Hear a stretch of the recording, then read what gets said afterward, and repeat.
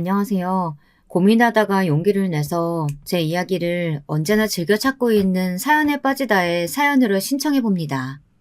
제가 자식이 둘인데 그간 자식들과 친하고 편하게 지내는 엄마라고 스스로 자부해왔건만 어제는 오랜만에 둘째하고 서로 언성을 높이며 싸웠습니다. 자식 농사라는 것이 결코 쉽지가 않네요. 세상의 그 어떤 것보다도 제 마음대로 안 되는 게 바로 제 배로 낳은 제 자식들 같습니다. 제 친정엄마의 심정을 이제서야 조금은 알 것 같달까요? 그렇다고 해도 친정엄마께서 자식 문제로 마음고생하신 거에 비하면 저는 아직 아무것도 아닐 듯 싶네요. 제가 지금처럼 눈가에 자글자글한 주름이 잡히기 이전의 일이었습니다. 저는 남편과 우연히 만남을 가졌다가 그대로 연인으로 관계가 발전하였고 서로 잘 맞아서 시간이 지나자 결혼까지 꿈꾸게 되었습니다. 사실 저는 남편 말고 다른 남자를 주선받기로 했었어요. 그건 남편도 마찬가지였는데요. 상황이 기가 막히게 꼬이게 되면서 잘못 서로를 만났던 거죠. 잘못된 만남이 불러온 특별한 인연이었어요. 그래서 저와 남편은 더욱 서로에게 급속도로 빠져들었던 것일지도 모르겠습니다. 하지만 시댁에서 저는 환영받지 못했어요. 우선은 시어머니께서 저를 마음에 안 들어 하셨거든요. 네 동생은 그렇다 쳐도 너는 장남인데 이러면 안 되지. 네가 집이 있고 땅이 있는데 그렇게 잘난 사내가 만나서 결혼하겠다는 여자가 고작 저런 거야? 우리 집안 장남이 나를 이렇게 실망시켜도 되는 거니?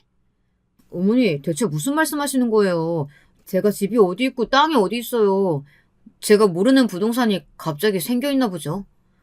왜 없어? 넌 장남이니까 이 집이 훗날 네 집 되는 거고, 그리고 조상 땅인지 나발인지 하는 거 왜 그거 있잖아. 저는 또 무슨 말씀하시나 했더니 그런 거였어요? 어머니하고 아버지 집이지 이게 어떻게 제 집이에요. 그리고 그 땅 저희 집에 몫이 떨어질지 장담도 없는데 완전히 기약 없는 이야기인데 그걸 두고 제 땅이라뇨. 그건 아예 말장난도 안 됩니다, 어머니. 진짜 이러실 거예요? 아휴, 그게 아니라 너는 왜 나한테 화를 내고 그러니? 내가 이 이야기까지는 안 하려고 했는데 걔는 어쨌든 아니올시다야. 왜냐면 우리 지역 최고 무당이 정확하게 그렇게 말씀을 하셨다니까. 그러니 어쩔 수 없는 일이야. 뭐라고요? 무당? 어머니 설마 또 그 무당한테 찾아가서 돈 갖다 바치신 거예요? 제가 여태까지 제발 그런 짓 좀 하지 마시라고 간청드린 것까지만 해도 10번은 더 될 겁니다. 그 무당이 대관절 뭐길래 제 결혼을 반대한다는 겁니까? 무슨 상관이 있어서요? 너 그거 그렇게 가벼이 여길 거 아니야. 내가 예전부터 그랬잖아. 그 무당 덕분에 내가 옛날에 큰 화를 당할 뻔했던 걸 면했다고. 보통 용하신 분이 아니야. 네 누나 늦게 결혼한 거랑 결혼하자마자 임신할 것도 그 무당이 기가 막히게끔 다 맞히셨다니까?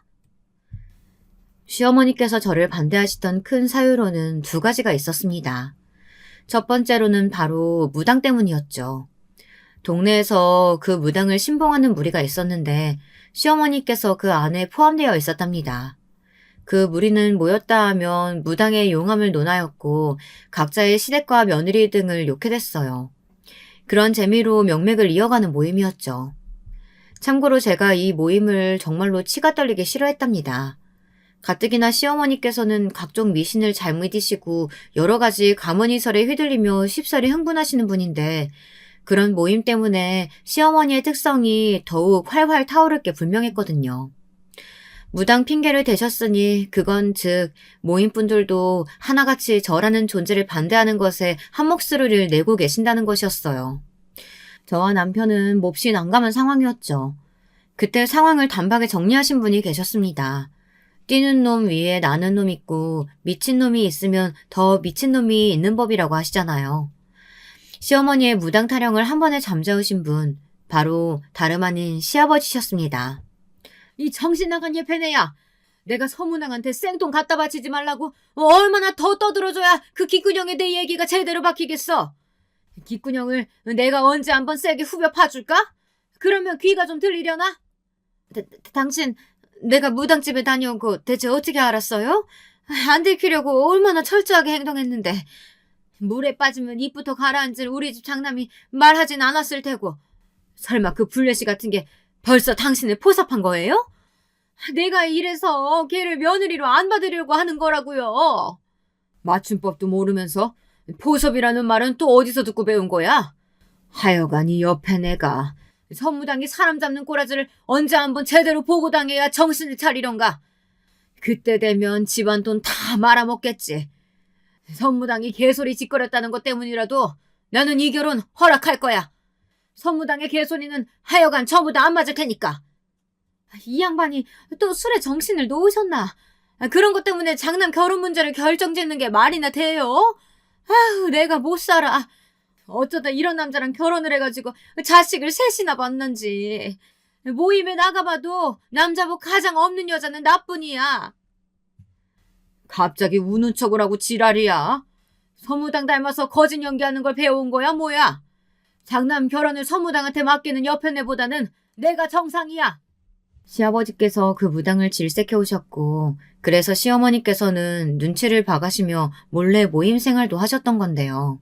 무당 때문에 제가 반대당하는 것을 아시고 시아버지께서는 반대로 무조건 찬성을 밀어붙이셨습니다. 시어머니께서는 거품 물고 뒤집어지실 전개였죠.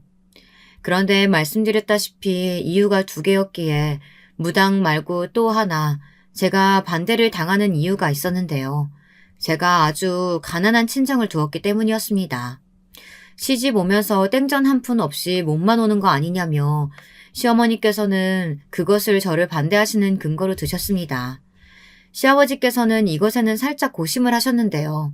시어머니의 말씀을 따라서 굳이 이런 조건의 며느리를 드려야 하나, 장남은 더 좋은 여자 만날 수 있는 녀석 아닐까, 이런 생각을 시아버지께서 하신 것이었는데요. 그때 아주 의외의 인물이 저에게 한 표를 던져주었습니다. 아버지, 어머니, 뭐 그렇게 어렵사리 돌아가셔요. 그냥 형이 하고 싶은 대로 결혼하게 내비둬요. 평생을 형만은 아우 없다라는 속담 맞는 걸 증명해오면서 살아온 사람이 바로 우리 형 아니겠어요? 그러니까 결혼도 옳게 선택한 거겠죠. 결혼하게 둬요. 낄낄거리는 웃음과 함께 저에게 찬성표를 던진 인물은 남편의 남동생이었죠. 저에게 시동생 되는 그 인물은 연애하면서 통 본 적이 없었기에 저하고 별로 친하지도 않았고요. 남편과 시동생이 하도 성격이 딴판이라 우애 좋은 형제가 아니었으니 자기 형을 위해서 굳이 발벗고 나섰다고 보기에는 아주 신기했죠. 그런데 그 뒤에 반전이 숨겨져 있었습니다. 시동생을 향해 제가 첫눈에 봐도 엄청 괜찮은 사람인 것 같다고 말을 해준 사람이 따로 있었던 겁니다. 시동생을 일부러 움직이게 만들었던 사람, 바로 시동생의 아내인 제 동서였어요. 나이를 보면 시동생이 일찍 결혼했다기보다는 동서가 일찍 결혼을 한 편이더라고요.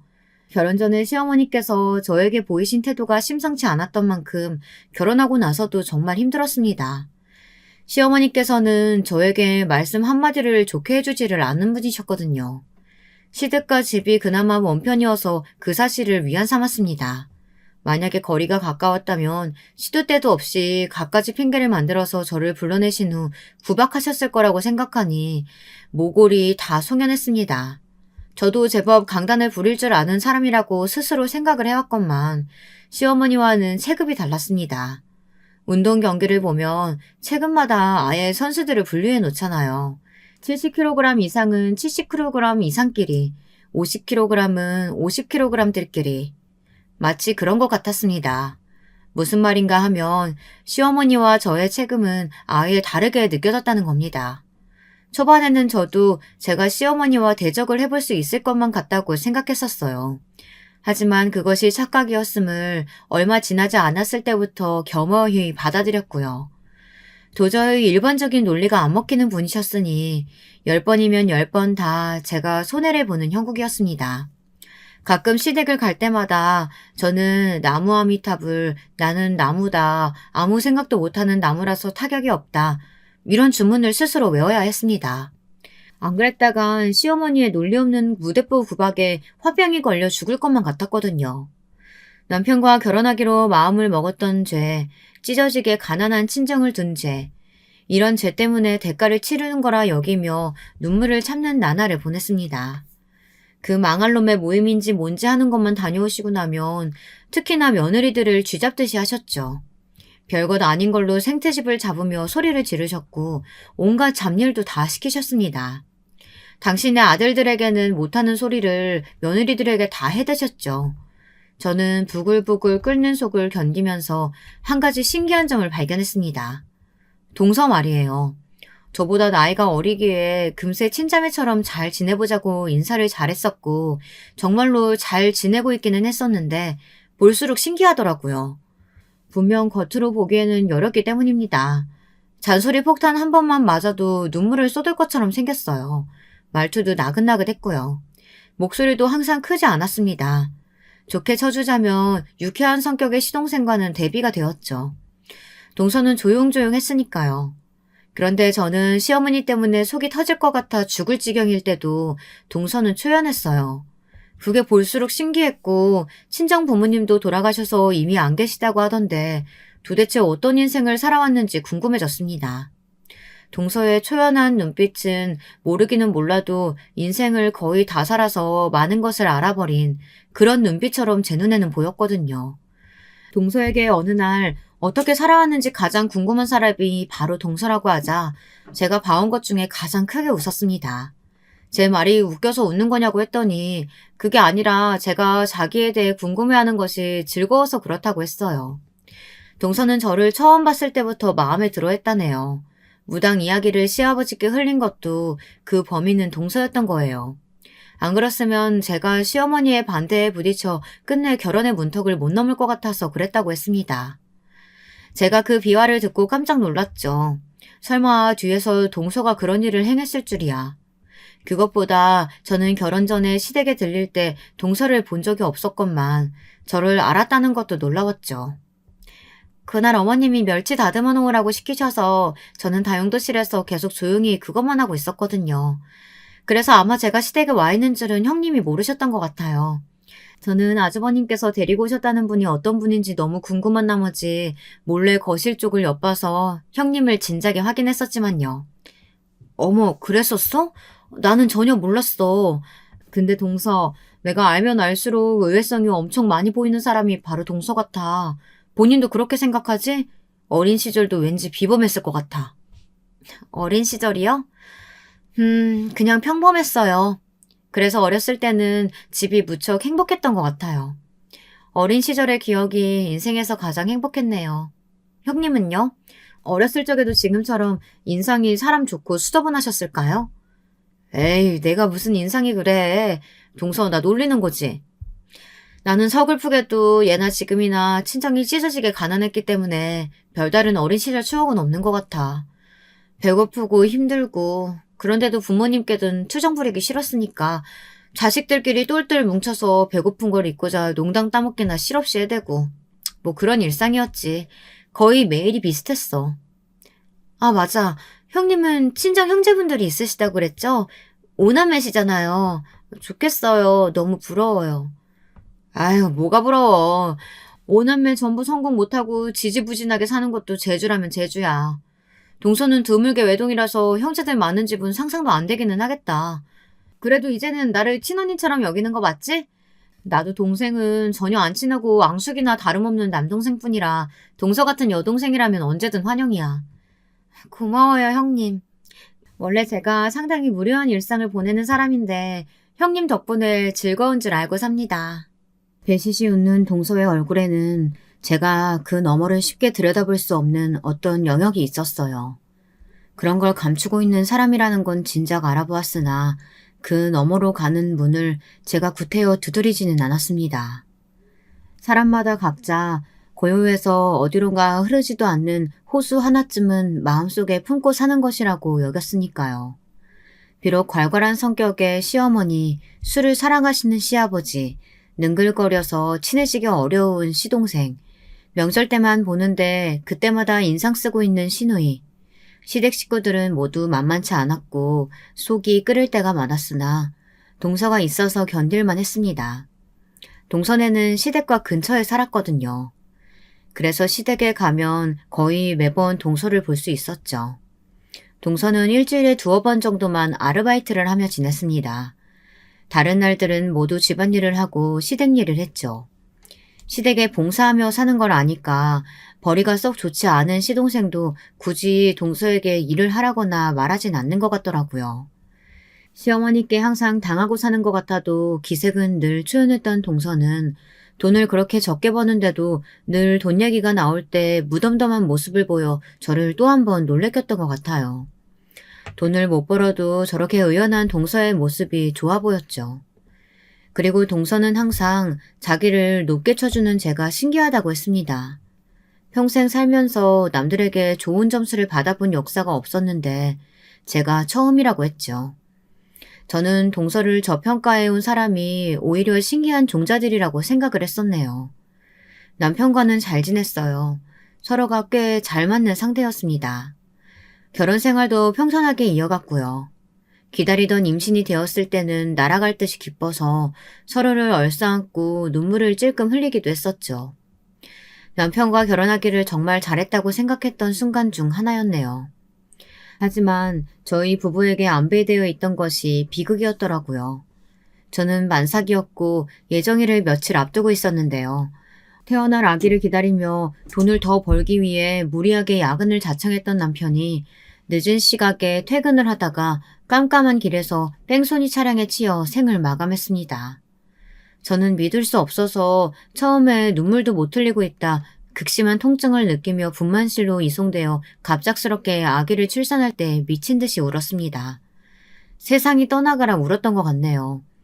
그래서 아기를 낳자마자 혼절했답니다. 모든 기력을 쏟았기 때문이었고 저는 무려 나흘이 지난 뒤에야 깨어났어요. 그리고 저는 일반 병실로 옮겨지자마자 시어머니께 뺨을 맞았습니다. 내가 이래서 너는 안 된다고 했잖아. 용한 문학이 너 반대한 것에는 다 이유가 있었던 거야. 간호사가 놀라서 비명을 지를 정도였죠. 다른 시댁 식구들은 저를 원망하는 시어머니를 아무도 말리지 않았어요. 하지만 딱 한 사람, 동서가 간신히 시어머니의 팔을 잡고 저지했습니다. 시어머니께서 몸부림치시는 바람에 동서는 바닥을 나뒹굴었으나 그래도 꿋꿋하게 일어나서 다시 시어머니를 말리더라고요.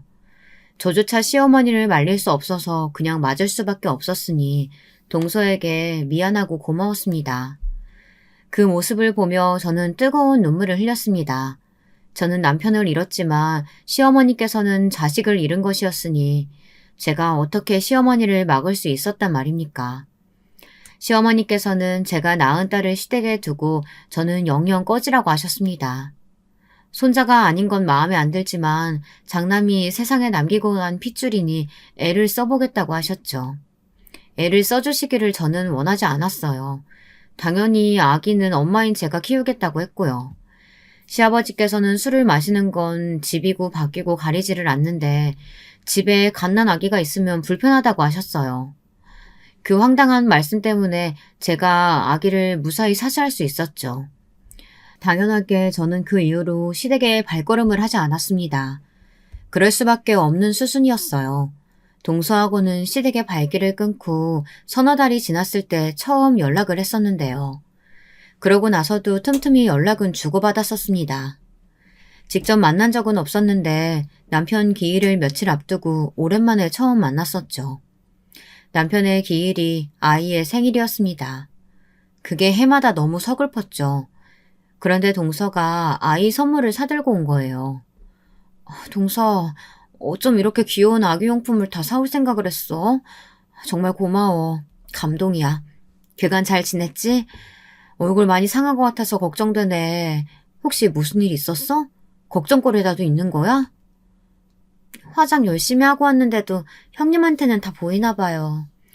제가 아무리 힘들다, 아프다, 괴롭다 이렇게 티를 내도 몰라주는 사람들도 참 많던데 형님은 다르신 것 같아요. 그렇게 말을 하며 조용히 웃는 동서가 왠지 안쓰럽게 느껴졌습니다. 저는 무슨 일이 있는 거냐고 캐물었지만 동서는 그저 심란한 일이 좀 있었을 뿐이고 별거 아니라고 말을 정리하였어요. 매사에 저보다 차분하고 의연한 동서니까 그렇다면 그런 줄 알고 저도 질문을 삼켜야겠다고 생각했습니다. 그때는 그게 동서를 위하는 길인 줄 알고 그렇게 했었네요. 저는 동서를 통해서 시댁의 근황을 아주 일부나마 들으면서 지냈고요. 동서의 목소리가 잠겨있는 것 같을 때라든지 그럴 때면 왠지 마음이 좋지 않아 일부러 제가 밝은 이야기를 많이 꺼냈던 것 같아요. 저는 서로에게 도움이 안 된다며 손가락질을 할지언정 어쨌거나 지지고 볶으며 지내는 친정 식구들이 있었기에 늘 이야기거리가 끊이지 않았거든요.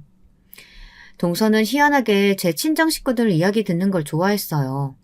그 중에서도 특히 제가 형제들과 아웅다웅하며 자라온 유년 시절의 이야기를 참 좋아했죠.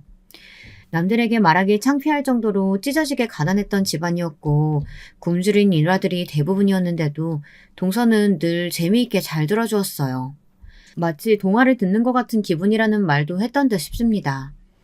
하지만 저에게는 동서야말로 동화 같은 사람이었던 것 같아요.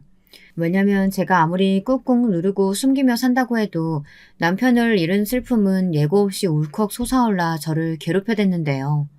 그걸 애써 모른 척하면서 무리하게 일을 하다 크게 알아놓은 적이 있었어요.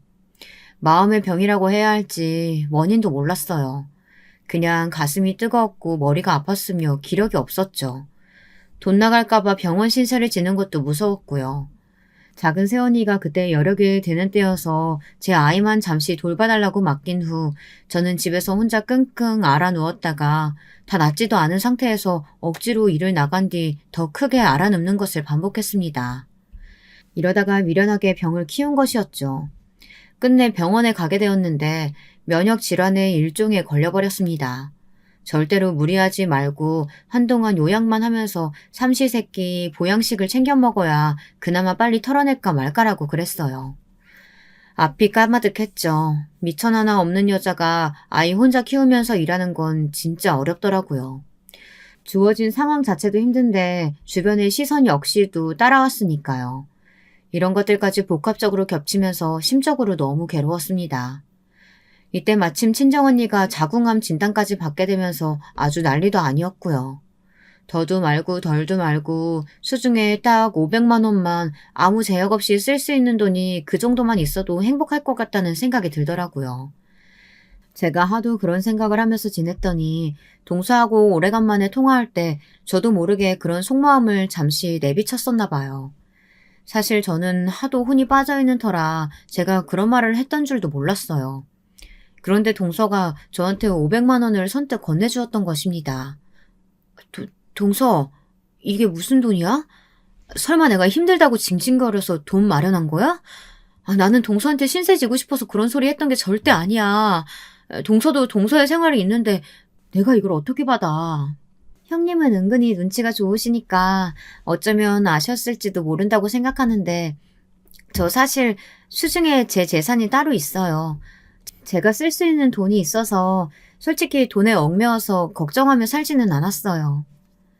그 얘기를 듣고 제가 놀랐다가 가만히 짚어보니 그간 동서가 여러 가지 이야기라든지 고민거리들 이런 걸 이야기할 때 단 한 번도 돈을 꺼낸 적이 없다는 게 생각났습니다. 그리고 동서의 말 맞다나 저는 그 순간 놀라기는 했으나 많이 놀라지는 않았어요. 어쩌면 은연중에 동서한테는 돈이 있다는 짐작을 하고 살아왔던 걸지도 모르겠습니다. 어쨌든 갑자기 이 돈을 어떻게 받나 싶었는데 동서가 하도 완강하게 해서 받고 말았죠. 너무 고마운 돈이었어요. 제가 힘들어서 무너져 내렸을 때 누군가가 대가 없이 이렇게 선뜻 도움을 주었다는 것 자체가 감동이었습니다. 그 돈으로 허튼 짓은 조금도 하지 않고 싶어서 저는 건강 회복에 힘쓰며 마음을 편안하게 지내는 것에 노력하는데 그 돈을 썼어요. 떨이 세일할 때가 아니면 안 사 먹었던 과일도 좋은 걸로 골라다가 사 먹었고요. 사치인 것 같아서 참았던 영양제 구입도 한 통 했습니다. 무엇보다 아이가 신선한 재료를 사다가 직접 아이한테 먹거리를 만들어 주었죠. 그러면서 일상의 소중함을 느꼈고요. 다시금 달리고자 하는 용기가 생기더군요. 저는 제 몸 상태를 봐가면서 다시 일을 조금씩 다니기 시작했고 적은 금액이지만 따로 돈을 모았습니다. 다 모으면 주려고 했는데 제 처지가 부족했던지라 따로 모인 금액이 200만 원이 달성했을 때 그걸 동서한테 보내주었어요. 동서, 나머지는 내가 천천히 갚을게. 형님, 안 갚으셔도 되는 돈이에요. 아시잖아요. 그런데 왜 힘들게 갚으세요? 이게 당연한 거니까. 받았으면 갚는 게 인생의 지당한 도리 아니겠어? 그러니까 내가 나머지도 꼭 갚을 거야. 이자를 내가 아직 못 쳐주고 있으니까 그게 좀 미안하다. 아, 형님은 진짜 못 당하겠어요. 어떻게 이자 생각까지 하셨어요? 하지만 원금이면 모를까 이자는 절대로 안 받을 거예요. 이건 진심이에요. 동서의 목소리에서 어마어마한 고집이 느껴지는걸? 이자 내는 것도 쉽지 않겠어. 아, 혹시 돈으로 받기 싫으면 다른 걸로 내가 이자 낼게. 여태까지 나만 동서한테 내 이야기 주저주저 많이 떠들었으니까 이번에는 내가 동서의 숨겨진 이야기 들어줄래. 어때? 그건 오히려 저한테 손해인 거 아니냐고 따져묻고 싶은데 그럴 수가 없겠네요. 저는 제 이야기를 듣고 싶어하는 사람은 세상에 아무도 없을 거라고 생각해서 과거를 가슴속에만 묻고 살아왔거든요. 제 지난 이야기 형님은 진심으로 듣고 싶으세요? 물론이지. 내가 예전에도 한번 그랬었잖아. 어떤 인생 살아왔는지 내가 가장 궁금한 사람이 바로 동서라고. 저는 그날 차마 알지 못했던 동서의 이야기를 들었습니다. 아주 한참이나 베일에 가려져 있던 동서의 친정 이야기를 접할 수 있었죠. 유쾌한 호기심으로 가득 찬 채 이야기를 듣기 시작했던 저는 어느새 싸한 가슴을 아는 채로 동서의 목소리에 귀를 기울였던 것 같아요. 다 듣고 나니까 정말 많은 생각이 들고 있었죠. 대체 사람은 저마다 얼마만큼의 이야기들을 감추며 살아가는 걸까? 이런 깊은 궁금증도 들었고요. 이틀 정도는 동서의 이야기를 곱씹느라 밤에 잠도 설쳤습니다. 선뜻 동서에게 다시 먼저 연락을 해볼 엄두가 나지 않았어요. 참으로 못나게도 제 그릇이 딱 그 정도였던가 봅니다. 그리고 며칠 뒤 동서에게 연락을 해보려고 마음을 먹었던 날 저는 연락 한 통을 받게 되었습니다. 동서가 세상을 떠났다는 부고였어요. 귀가한 직후 연락을 받은 저는 거실에서 쓰러져 통곡을 하였습니다.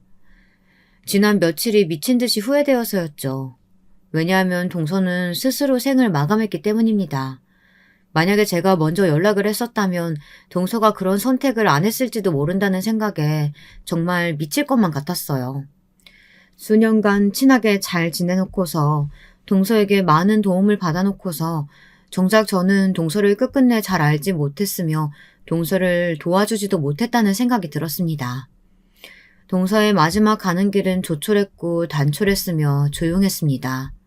마치 생전에 동서가 고요하게 짓던 미소처럼 꼭 그랬습니다. 시동생은 충격에 빠진 건지 말수 많던 사람이 내내 입을 꾹 다물고 있었고요. 오래간만에 뵙는 시어머니께서는 머리가 아프시다며 계속해서 인상을 쓰고 계셨어요. 얼굴을 비친 시누이는 계속 무표정이었죠. 그리고 시아버지께서는 자꾸 혀를 끌끌대시며 술을 찾으셨고요. 저는 이 사람들이 그나마 진심으로 동서를 애도하고 있기를 눈물로 바랬습니다. 그리고 동서는 이미 떠났지만 저는 동서를 당최 어떻게 보내줘야 할지 갈피를 못 잡고 있었죠. 바로 그때부터 어마어마한 반전이 드러나기 시작했습니다. 동서가 세상을 등지기 전 저에게 남긴 것들이 있었던 겁니다. 처음에 연락을 받고서는 이게 웬 말도 안 되는 일인가 싶었습니다. 제가 생전에 연을 둔 적이 없던 법조계 분이 저에게 연락을 주신 것도 갑작스러웠는데 동서가 저에게 남긴 것을 확인하자 이게 현실이 맞는지 의심까지 들더라고요. 네? 제 동서가 제 앞으로 재산을 남겼다고요? 그걸 세상 떠나기 전에 미리 다 준비를 해놨었다뇨. 저는 동서가 충동적으로 그렇게 떠난 줄만 알았는데 그럼 그게 아니라 아예 떠날 다짐을 다 해놓고 신변 정리를 해왔다는 거잖아요. 게다가 이 막대한 재산은 다 뭐예요? 저는 기쁨보다 앞선 충격으로 머리를 감싸쥐었습니다. 저는 가난하게 자라왔고 배움 역시도 짧은 사람이었어요. 동서에 일전에 저와 만났을 때 무슨 서류를 보여준 적도 있었고 저에게 사인을 하라고 한 적도 있었습니다. 하지만 저는 그게 제가 받은 500만 원에 대한 서류일 거라고 막연하게 그런 짐작만 해서 그게 어떤 것들인지 들여다볼 생각조차 못했어요. 또한 동서가 어째서 그런 복잡한 서류들을 꿰고 있으며 지니고 있는 것인지 궁금해하지도 못했었죠. 제가 아니랬고 바보였던 거예요. 멍청하게 군 결과 동서를 떠나보내고 말았죠. 막대하다 못해서 아예 실감조차 안 나는 200억에 이르는 재산을 보고 구슬프게 울기나 하고 있었습니다. 저는 동서에게 친정 이야기를 들어서 알고 있었죠. 어째서 동서가 이토록 많은 재산을 가지고도 마음속에 깊은 우울과 공허를 떨쳐내지 못했는지 짐작도 가능했고요. 사실 동서는 외동이 아니었습니다. 친정 오빠가 원래는 있었다고 해요. 나이 차이가 많이 나는 그 친정 오빠 때문에 동서의 집안은 쑥대밭이 되었던 것이고요. 동서의 친정 오빠는 자라면서 점차 이상한 말과 생각을 자주 하는 사람이 되어갔다고 해요. 그런 특징 때문에 고등학교 때 학교에서 심한 왕따를 당했던 것이 직격타였다고 하는데 정확한 건 모르겠다고 들었습니다. 그 친정 오빠는 대학을 무려 3수를 했었다네요. 그 3년이 동서에게는 지옥이었죠. 아, 시끄러워. 너 방금 숨소리 너무 크게 냈잖아. 너 때문에 문제 하나 날렸어. 오늘 공부 다 망쳤다고. 어떻게 책임질 거야? 짜증나 미치겠네. 동서가 집에서 약간의 소음만 내도 친정오빠는 마치 미친 사람처럼 발작을 해댔습니다. 덩치가 아담하고 마른 체질인 동서에 반해 그 친정오빠는 체형이 뚱뚱했다네요. 손발도 컸고요. 그런 친정오빠한테 뺨이라도 한 대 맞으면 몇 시간은 귀가 울려서 소리도 잘 안 들리고 머리가 어지러워서 동서는 책의 글자가 안 보일 정도였습니다. 그 친정오빠가 재수학원을 안 다녔냐고요? 아닙니다. 동서의 친정은 매우 유복했어요. 그래서 동서의 친정 부모님께서는 정말 하실 수 있는 지원은 다 해주셨어요. 그런데 가끔가다 그곳이 숨 막힌다고 하면서 그 친정오빠가 집에 막무가내로 왔던 겁니다. 집에 오면 반드시 그런 예민함을 드러냈었고요. 동서는 예민한 그 친정오빠에게 맞고 살면서 눈치를 보게 됐고 조용히 하는 법을 익혔고 소극적인 성격이 되어갔다고 합니다. 그 친정오빠가 집에 있을 때면 마음대로 웃는 것조차 못하는 자기 처지가 서러워서 동서는 슬펐다고 해요. 자기 오빠가 미웠기 때문에 성공하지 못했으면 이런 바라는 마음도 솔직히 있었지만 그건 아주 얄팍하게 작은 마음이었을 뿐 무조건 성공해서 좋은 대학에 들어가기를 바랬다고 합니다. 친정 부모님이 불쌍해서 그랬다죠. 하지만 결론만 먼저 말씀드리자면 그 친정오빠는 서울 소재의 중상위권 이상의 대학에 들어가는 것에 실패했습니다. 처음 재수 생활을 시작했었을 때는 의대를 목표로 하겠다고 헛소리를 했었는데 그건 진짜로 헛소리였던 것이죠. 어림도 없는 이야기였다네요. 동서의 친정 부모님께서는 절망적인 삼수 결과에 실망을 하시면서도 괜찮으니까 지방의 탄탄한 대학 아무 곳이라도 가면 될 일이라고 하셨습니다.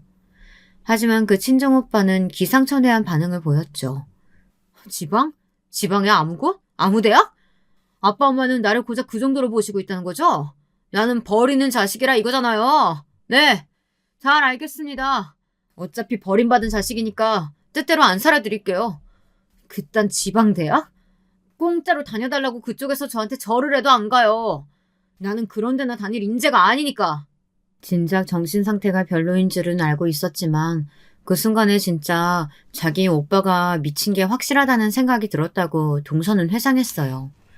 자기 오빠가 말하는 것도 그렇지만 눈빛이 반쯤 돌아 있었다고요. 소름이 끼쳤다고 합니다. 대학도 안 가고 동서의 친정오빠는 찌꺼기 잉여 같은 생활만 계속했어요. 그때는 남자 나이 30이면 대부분 결혼을 하던 시절이었어요. 하지만 동서의 친정오빠는 나이 30일 때 무직이었으며 대학도 안 나온 고졸이었고 군대를 공익으로 다녀온 게 인생의 최대 업적이며 여자를 만나본 경험은 단 한 번도 없었습니다. 사회활동 경력 역시도 없었죠. 억지로 등을 떠밀려서 몇 번 아르바이트를 나가본 적이 있었는데 그때마다 둘 중 하나였어요. 사장하고 싸우거나 손님하고 싸우거나. 동서의 친정아버지가 한 번은 오랜 지인께 부탁을 드려 그분이 운영하시는 공장에 그 친정오빠를 보내본 적이 있었는데요. 그랬다가 어떻게 됐는 줄 아세요? 하마터면 동서의 친정아버지가 오랜 의리를 이어왔던 지인분에게 절연당하실 뻔했습니다. 그 정도였다고 해요. 그런 수준으로 동서의 친정오빠는 구제불능이었습니다. 동서의 친정 부모님께서는 그래서 재산을 감추며 사셨다고 해요. 가뜩이나 망나니 같은 아들이 재산만 믿고 거드름을 피우며 더욱 아무것도 안 할까봐 걱정이 되셨기 때문이죠. 그런 자기 부모 속도 모르는지 친정오빠는 결국 거나하게 사고를 쳤습니다. 당시에 유행하던 컴퓨터 게임에서 알게 된 사람과 현실 속에서 진짜로 만났는데 그 상대가 여자였던 거예요.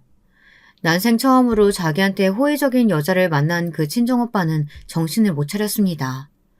그 여자를 만나겠다고 동서의 친정 부모님께 돈을 엄청 뜯어냈습니다. 거기까지는 그렇다고 쳐요. 하지만 그 여자가 임신을 해버린 건 그렇다고 칠 일도 아니었죠. 심지어 임신 7개월이 되어서야 그 사실이 드러났습니다. 제가 부모님도 일찍 돌아가셔서 안 계시고 일가 친척 아무도 연락하는 사람이 없어요. 혼자 작은 원룸에서 살아왔고요.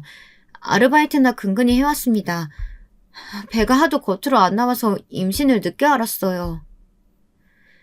그 여자의 자기소개에 동서와 그 친정 부모님은 완전히 말문이 막혀버렸죠. 그 친정오빠는 뭐가 그렇게 당당한지 죄송하다는 소리 한 번을 안 했다고 합니다. 가족들만 속 터질 노릇이었죠. 그 여자는 자기가 정신적으로 무척 불안한 상태라고 주장하며 다른 것보다 안정을 취하며 출산 준비를 하고 싶다고 했습니다. 혼인신고나 결혼식 같은 건 아기를 낳고 나서 천천히 해보고 싶다고 했어요. 대체 누구 마음대로 그런 것들을 다 정하는 건지 동서는 어이가 없었죠. 그 친정 오빠가 지원을 해달라고 난리를 쳐대서 동서의 친정 부모님께서는 두 사람이 함께 지낼 투룸 집부터 단기로 일단 구해주셨습니다. 번듯한 곳이었건만 두 사람을 더 좋은 곳으로 마련해줄 수는 없느냐며 툴툴거렸다네요. 자기 오빠의 기행에 면역이 되어 있었다고 생각해왔건만 동서는 피가 거꾸로 솟았습니다. 동서가 이 정도였는데 그 부모님은 어떠셨겠나요? 화병 때문에 쓰러지기 일보 직전이셨죠. 그 여자는 무사히 출산을 했습니다. 그리고 딱 일주일 뒤에 도망을 갔습니다. 그 미친 여자는 쪽지에다 사실 저는 불치병이라서 아기를 키울 수 없습니다. 하늘에서 아기를 응원할게요. 이딴 소리를 휘갈기고 떠났어요. 불치병 같은 개소리에 결국 동서의 친정엄마께서는 쓰러지고 마셨고요. 동서는 더 이상 참을 수가 없었죠. 제발 그만 좀 해. 이게 다 오빠 때문이야. 항상 세상 탓하고 세상 원망만 해왔지. 그런데 아니야. 정답은 오빠야. 오빠 때문에 다 이렇게 된 거라고. 만약 오빠만 없었잖아?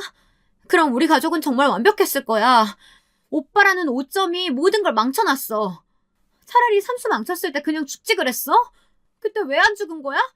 그때 오빠만 죽었어도 아버지, 엄마, 나 모두가 고통받지는 않았을 거야. 오빠 때문에 우리는 친척들하고도 못 만나며 살고 있잖아. 어떻게 책임질 거야? 당장 어떻게든 책임져. 그리고 책임질 자신 없으면 차라리 죽어. 그게 가장 오빠가 이 세상에 도움되는 길이니까. 동서가 살면서 그때만큼 정신이 또렷한 적이 없었다고 해요. 그 순했던 동생이 부릅뜬 눈으로 이를 바드득 가며 말하자 그 친정오빠는 넋이 나가버렸습니다. 그러더니 이튿날 술을 마시고서 집에 불을 질렀습니다. 아기가 있는 방에서 방화를 했어요. 아기와 함께 죽을 작정이었던 겁니다. 동서의 친정아버지께서 귀가하시다 현장을 보셨고 몸을 던져 아기만이라도 구하려고 하셨지만 이미 늦은 뒤였죠. 연약했던 어린 생명은 숨을 거두었고 파란만장했던 그 친정오빠의 삶도 마감했죠. 병원 생활을 하고 계셨던 동서의 친정엄마께서도 이 소식을 듣고 오열을 하셨고요. 건강 상태가 급속도로 더욱 악화되었습니다. 화재 현장에서 많이 다치셨던 동서의 친정아버지께서는 후유증을 앓다가 돌아가셨습니다.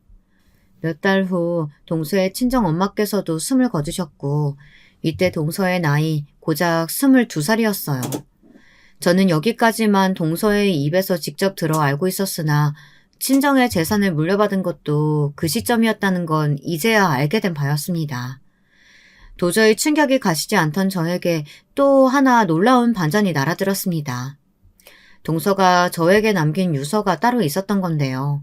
죽기 전에 저희 집 주소로 따로 붙였던 그 유서에는 상상도 못했던 전말이 담겨 있었습니다. 시동생, 인상부터 한량 같고 날티가 나더니 역시나 그랬었나 보더라고요. 동서를 두고 상습적인 바람을 피워왔다고 했어요. 자기가 편하게 바람을 피우고 싶기 때문에 동서한테 일부러 돈 벌러 나가라는 찍소리 한 번 안 한 거라고 하더군요. 동서는 시동생이 바람을 계속 피워대는 걸 알고 한 남자의 아내로서 자존심과 자존감이 동시에 박살났다고 했습니다. 심적으로 힘든 동서를 시어머니께서는 쉬지 않고 괴롭히셨고요. 심지어는 시동생이 바람을 피운다는 걸 알면서도 시어머니께서는 너는 집에서 밥이나 안 치고 살면 된다고 동서에게 거듭 강조하시며 윽박을 지르셨다고 합니다. 걸핏하면 동서의 뺨을 때리거나 발로 차기도 했으며 모욕을 주는 건 숨쉬듯이 자주 했다고 해요. 시어머니께서는 제가 남편과의 사별 이후 시댁의 발길을 끄는 이유로 더욱 악랄해지셨던 겁니다. 동서가 당한 일들을 읽으며 피가 거꾸로 솟고 있는데 시아버지의 대목에서 저는 가장 끔찍함을 느끼며 분노로 두통까지 앓았습니다. 술을 사랑하셨던 시아버지께서는 나이가 들어가심에 따라 술에 취하면 천지분간을 못하게 되셨는데 그러면서 시댁에 들렀던 동서를 향해 몹쓸 손길을 뻗치기도 하셨던 겁니다. 수치심을 느낀 동서는 살 의욕을 못 느끼게 되었고 이렇게 살아봤자 뭘 하겠냐며 죽음을 준비하게 되었던 겁니다. 형님이 갚아주신 200만 원은 제가 살면서 손에 쥐어본 돈 중에 유일하게 저를 행복하게 만든 돈이었어요. 200만 원으로 저에게 주신 행복, 그 값으로 200억을 형님께 드리고 떠납니다. 저는 가지고 있어봤자 단 한순간도 행복해본 적이 없던 돈이에요. 부디 이 돈으로 저 대신해서 그 사람들에게 복수해 주시겠어요? 제가 마지막으로 부탁드려요. 저에게 망설일 이유 따위는 존재하지 않았습니다. 동서가 떠난 날짜부터 3개월을 꼬박 깊은 슬픔으로 경건하게 애도의 기간을 가진 저는 움직이기 시작했어요. 복수의 때였습니다. 돈의 힘이란 대단하더군요.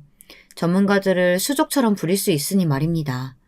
사람을 써서 알아보니까 시동생에게는 정말로 여자가 있었는데 동서가 세상을 떠나기 전부터 만남을 이어왔던 한마디로 상간녀였어요.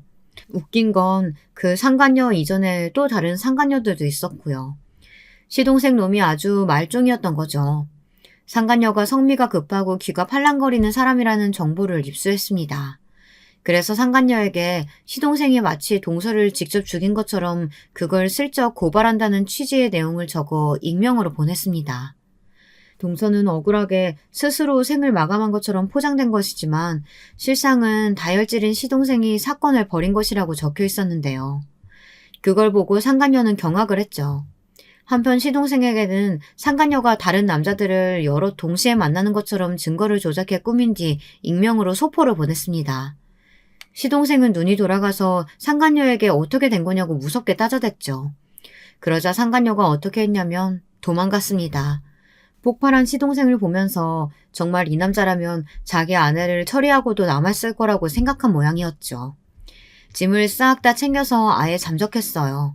동서가 지고지순한 여자라서 골랐다고 했던 시동생은 소유욕 같은 게 강한 남자였습니다. 상간녀가 사라지자 분노했는데 그때 맞춰서 제가 돈으로 준비한 꽃뱀을 보내주었어요. 예쁘지는 않아도 청순하고 여리여리한 여자였죠. 그리고 시동생의 비위를 잘 맞추며 무조건 숙여주는 미덕도 지니고 있었습니다. 불안정한 상태였던 시동생은 그런 꽃뱀에게 즉각 넘어갔어요. 금세 홀렸죠. 그리고 연기력이 끝내주는 꽃뱀의 온갖 거짓말에 다 넘어가서 돈을 다 뜯겼습니다. 돈도 잃고 배신까지 당한 시동생이 절규하던 모습 어찌나 볼만했는지 몰라요. 시동생이 자기 발등 찍으며 자멸하는 동안 그 모치는 뭘 하고 계셨냐고요? 한바탕 솟고 계셨습니다. 시어머니께서 그렇게나 맹신하시던 무당 제가 찾아가 봤어요. 그리고 돈으로 매수했죠. 대단한 무당이니 어쩌니 해도 결국 돈 앞에서 눈이 돌아가더군요. 돈을 받은 무당은 시어머니에게 엉뚱한 소리를 해댔습니다. 집에 부정한 기운이 내려앉았으니 당장 재산을 다 처분해야 한다고 했죠. 네? 지금 재산 다 처분하면 내년 그리고 내후년에 2배, 3배 그 재산이 돌아올 거라고요? 다른 사람한테 말하면 큰일 난다고 무당은 입조심을 강조했고 시어머니께서는 더욱 그 엉뚱한 소리에 진심으로 빠져드셨습니다. 아무한테도 알리지 않은 채 재산을 슬그머니 하나 둘 처분하셨죠. 저는 시아버지께 익명의 제보를 드렸습니다. 시어머니께서 무당한테 홀려 전 재산을 날리는 중이라는 내용이었죠. 시아버지께서는 당연히 크게 분노하셨는데 만취하신 채였습니다. 왜냐하면 시아버지께 계속해서 지독하게 독한 양주를 선물로 보내드리고 있었거든요. 값비싼 양주를 보신 시아버지께서는 눈이 돌아가셔서는 술 드시는 걸 멈추지 못하셨습니다. 독한 술에 취해 계셨던 시아버지께서는 이성을 잃고 시어머니를 때리셨어요. 이 빌어먹을 옆에 내가 기어이 무당 때문에 재산을 말아먹어? 이웃의 신고로 경찰이 도착했을 때까지도 시아버지께서는 정신이 반쯤 나가신 채로 시어머니를 때리고 계셨다고 합니다. 시어머니께서는 경찰이 오자 이제 살았다고 하시며 얻어 터지신 채로 무리하게 움직이셨다 맞아서 아팠던 다리 때문에 크게 넘어지셨는데요. 그러면서 턱으로 엄청 다치셨어요. 애초에 턱을 맞으셨기도 했고요. 그래서 몇 달 동안 아무 말씀도 못하고 치료만 받으며 사셨습니다. 그렇게나 시끄럽게 떠드셨던 분이 턱을 다쳐서 식사도 거의 못하시고 가만히 지내셨다는 게 정말 믿기지 않을 만큼 우스운 일이었죠. 고주망태가 되신 시아버지께 일부러 상황을 만들어 범죄를 유도한 건 아주 쉬운 일이었습니다. 돈으로 섭외해둔 슈퍼 주인이 일부러 티가 나게 자리를 비우며 딴청을 피우자 시아버지께서는 술을 품에 넣고 슬쩍 계산 없이 나가버리셨죠. 그걸 2번이나 반복하자 시아버지께서는 경계를 아예 푸셨고요. 술에 항상 쩔어 계셔서 판단력이 흐려진 머리로 아주 대범하게 행동하셨습니다. 야간에 침입해서 3번째로 또 술을 훔치셨던 건데요. 당연히 딱 걸렸죠. 일전에 훔쳤던 것들까지 전부 다 걸렸어요. 일부러 덫을 놓은 것이었으니까요. 시아버지께서는 합의를 노려보실 돈도 없으셨고 저에게 미리 섭외된 슈퍼 주인은 당연히 합의 의사가 없었습니다. 그 결과 시아버지께서는 실형을 살게 되셨습니다. 집안 자체가 아예 폐가망신되었어, 동서. 하늘에서 조금은 후련해하고 있는 거야? 대답을 들을 수 없다는 게 정말 아쉽다. 동서, 나 앞으로 잘 살아볼게. 그게 동서한테 속죄하는 길이고 동서가 나한테 바라는 것일 테니까. 거액을 제가 다 쓰겠다는 욕심 따위는 애초에 가지고 있지 않았습니다. 복수를 한 뒤 그들이 모두 고통 속에서 나뒹구는 것을 확인하자마자 저는 준비를 시작했어요. 알아보고 준비하는 것에 한참 걸렸으나 어쨌든 동서의 이름으로 장학재단을 만들 수 있었습니다. 그곳을 통해 저는 기부를 하게 되었고요. 이렇게 동서의 이름이 뜻깊게 남아서 좋은 취지로 돈이 쓰이게 되었다는 것이 무척 다행이라고 생각합니다. 잘한 결정이라고 내내 그렇게 여기면서 살아왔답니다. 여러분, 2번째 사연 시작하기 전에 좋아요, 구독 꼭 눌러주실 거죠? 그럼 2번째 사연 지금 시작합니다. 안녕하세요. 저는 어느덧 40살을 바라보고 있는 대한민국의 평범한 여자입니다. 오늘은 여러분들의 사연을 듣다가 시댁과의 기막힌 에피소드를 저도 한번 꺼내보고 싶어 이 글을 쓰게 되었네요. 저는 경기도에서 태어나 쭉 살아온 평범한 사람입니다. 아버지는 구급 공무원으로 공직 생활을 하셨고 어머니는 살림을 알뜰살뜰 꾸리시는 가정주부셨습니다. 당연히 외벌이 공무원집이었기 때문에 그다지 금전적으로 넉넉하진 못했습니다. 그래도 항상 성실하게 월급을 어머니께 가져다 주시는 아버지 덕분에 저와 남동생, 엄마, 아빠, 우리 4식구는 화목하게 잘 살아왔어요. 다만 자라면서 아쉬웠던 점은 자매가 있는 친구들이었습니다. 저는 특히 언니보다는 여동생이 있는 친구들이 부러웠어요.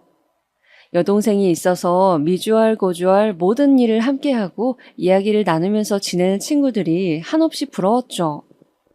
남동생은 너무 말이 없어 재미가 없었거든요. 그렇지만 그것 말고는 제 생활에 나름 만족하면서 학창시절을 보냈던 것 같아요. 나이가 들고 고등학생이 되자 저는 제 진로 고민을 시작했습니다. 뭘 하고 싶은지 정확하게 정해놓은 것이 없이 공부만 하다 보니 막상 고3이 되자 너무 고민이 되더라고요. 앞으로 어떤 직업을 가지고 어떤 삶을 살아야 할지 제 스스로 학교를 벗어나 제 삶을 결정한다는 게 굉장히 어려운 선택으로 느껴졌죠. 그러다 문득 제가 아버지를 존경하고 있다는 것을 깨닫게 되었습니다. 매일 아침 8시에 출근하시고 저녁 6시에 퇴근하시며 시계추처럼 하루를 쌓아오신 아버지의 성실함이 대단하게 느껴지고 저도 하루하루 그렇게 일상을 쌓아가고 나라를 위해서 제 작은 힘이나마 보태는 그런 삶을 살고 싶었습니다. 다행히 성적이 나쁘지 않아서 요즘 말하는 인서울대학을 진학하려고 하는데 고3 담임 선생님께서 그러시는 거예요. 근데 수영아, 나중에 공무원이 되고 싶다고 했지? 혹시 경찰 공무원은 어떠니? 네, 경찰 공무원이요? 어때? 평소에 리더십 있고 성실한 모습을 보면 좋은 경찰이 될 수 있을 것 같은데 한번 고민해보지 않겠니? 경찰. 저는 경찰도 공무원이라는 생각을 해본 적이 없었어요. 그렇게 생각해보니 체육 시간에 주장을 맡아 경기를 승리로 이끈 적도 있었고 경찰에 대한 로망도 가지고 있었어요. 이 길이 꽤 저한테 맞을 것 같은 생각이 들더군요. 그렇게 저는 경찰 행정학과를 진학하게 되었습니다. 경찰의 꿈을 품고 대학에 가자 고등학교 때보다 더 타이트한 스케줄이 기다리더라고요. 대학 수업을 다니면서 저는 20살이 되면 꼭 해보고 싶었던 카페 아르바이트를 시작했습니다. 그리고 그곳에서 마치 운명처럼 지금의 남편을 만나게 되었죠. 남편은 저와 같이 아르바이트를 하던 제 인근 대학교 경영학과 학생이었는데 저와 동갑내기 20살이었습니다. 같이 일을 하다가 정이 들어서 군대 갈 때 격려도 해주고 전화도 받아주고 하다 보니 군대 제대하기 전에 우리는 사귀는 사이로 발전해 있었어요. 군대 복학해서는 그 사람도 저도 한참 취업 준비로 바빴고 30살이 되었을 무렵 우리는 각자 경찰과 은행원이 되어 사회에서 어엿한 한 몫을 하게 되었죠. 그리고 서로 직장이 확실해지자 결혼 이야기가 나오기 시작했어요. 저는 남친의 부모님께 인사를 드리게 되었습니다. 만나기로 한 장소는 연회장이 있고 개별 룸이 있는 인근에서 유명한 고깃집이었습니다. 특히 돼지 양념갈비가 맛있는 집이었죠. 저는 베이지색 원피스를 입고 멋들어진 자켓도 걸치고 핸드백도 들고 식당으로 갔습니다. 남친의 가족분들은 먼저 와 계시더군요. 그 나이 연배의 평범한 인상이셨고 저를 보고 미소를 보내셨습니다. 다행히 저를 마음에 들어 하시는 것 같았어요. 특히 어머니께서는 저를 보고 아가씨가 너무 곱다며 그래 경찰을 한다고 들었는데 일이 험하지는 않냐고 걱정을 해주셨어요. 저는 주로 행정 업무가 많아서 괜찮다고 말씀을 드렸죠. 어머니는 아파트 상가에서 국수집을 운영하셨는데 다음에 국수 먹으러 오라고 살갑게 말씀해 주셨어요. 저는 저에게 호의적인 어머니의 모습을 보면서 긴장을 털어낼 수 있었습니다. 저는 남친의 가족분들을 보고 나니 아, 이 집에 시집 가면 마음 편하게 살 수 있겠구나 그런 생각이 들었습니다. 그만큼 부모님들이 인상도 좋으시고 푸근하신 느낌이었거든요. 그렇게 우리 커플은 1년여의 시간을 더 연인으로 보냈어요.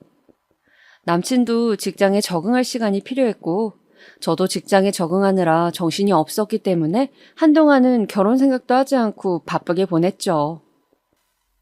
그런데 저희가 그렇게 있는 것이 못마땅하셨는지 양가 부모님들이 계속 둘 다 직장도 안정되어 있는데 그만 결혼을 하는 게 어떻겠냐고 서로 잘 맞고 그런데 괜히 시간 끌면 틀어질 수도 있다면서 재촉을 하셨습니다.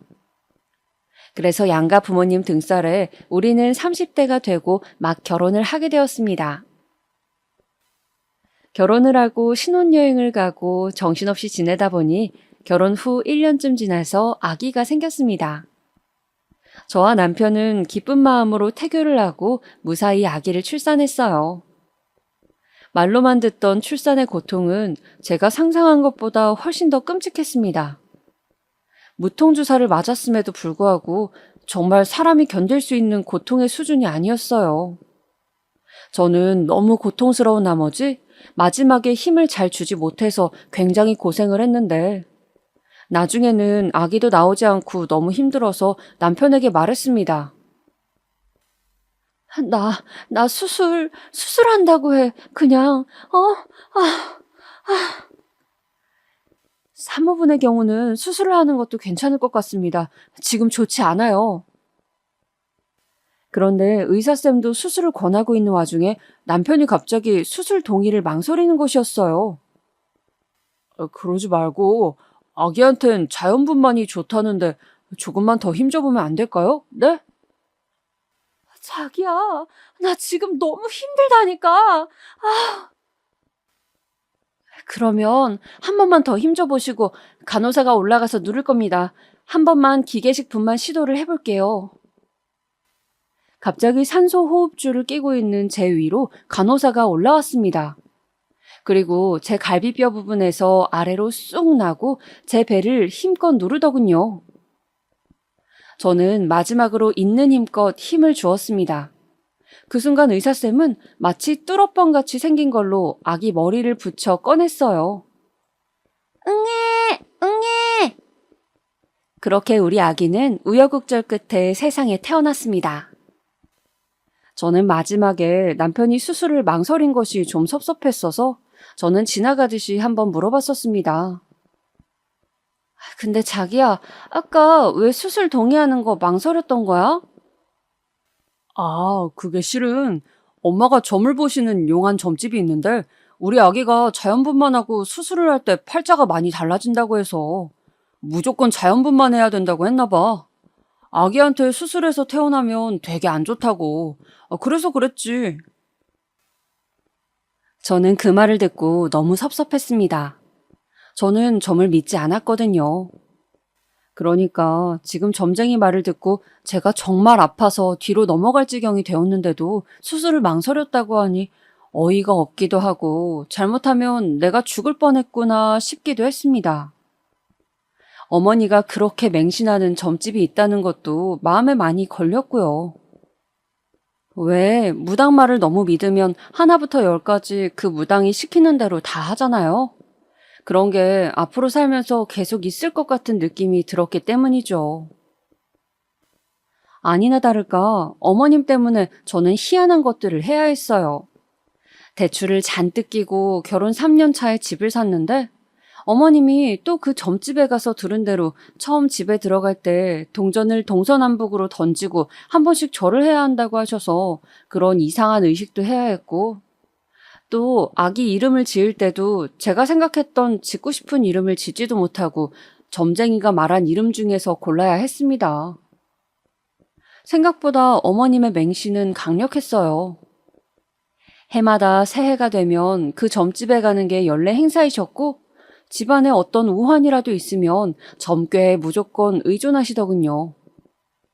성당을 꾸준히 가진 않지만 고등학교 때 천주교재단 학교를 나와 세례를 받은 저로서는 마음속에 항상 천주교 신자라는 생각을 품고 있기에 더욱 어머님의 행동은 이해가 되질 않았습니다. 그렇다고 어르신에게 이래라 저래라 할 수도 없는 노릇이어서 저는 적당히 어머님이 꼭 하라고 강조하는 것은 좋은 게 좋은 거라고 하는 신용이나마 하고 어지간하면 점집 이야기는 못 들은 것으로 하기로 했습니다. 그렇게 제가 결혼한 지 3년쯤 되었을 무렵 남편의 남동생인 도련님이 결혼을 한다는 소식이 들려왔습니다. 대학교 동아리에서 만나 친구로 지내다가 사귄 지 1년쯤 되었다는데 여자친구 직업이 의사라고 하더군요. 시부모님은 직업 좋은 며느리가 너무 흡족하셔서 싱글벙글 웃으며 너무 좋아하셨어요. 소위 말하는 사자 직업을 가진 것이니까요. 저도 의사 동서가 기대가 되었습니다. 어떤 사람일지 궁금했어요. 결혼을 하고 싶다고 시댁의 동서가 인사를 오던 날, 저와 신랑도 아기를 데리고 시댁으로 갔습니다. 어머님은 예비 동서가 인사를 온다고 저를 일찌감치 불러 음식을 하셨는데 무슨 잔칫날도 아니고 잡채 전에 난리가 났습니다. 의사 동서에 대한 기대감으로 어머님은 들떠 계셨죠. 얘, 직업이 의사면은 맛있는 것도 많이 먹고 그러겠지? 내 음식이 입에 안 맞다고 하면 어떡하지? 맛있어야 할 텐데, 걱정이다. 어머님 며느리 들어오는 건데 뭘 그렇게 신경을 쓰세요? 보통 며느리가 아니잖니. 의사잖아. 우리 집에서 변변히 결혼할 때 재산을 뚝 떼줄 수 있는 것도 아닌데 결혼하겠다고 해주니 얼마나 고맙니? 이제 우리 둘째 아들은 아주 팔자가 폈어. 이 애랑 결혼하고 애만 하나 낳으면 그 후로는 인생이 아주 그냥 탄탄대로라고 김도사가 그러더구나. 김도사는 어머님이 맹신하는 그 무당의 이름이었어요. 저는 어쩐지 오늘은 무당 이야기를 안 하신다 했는데 드디어 또 등장하는구나 싶었습니다.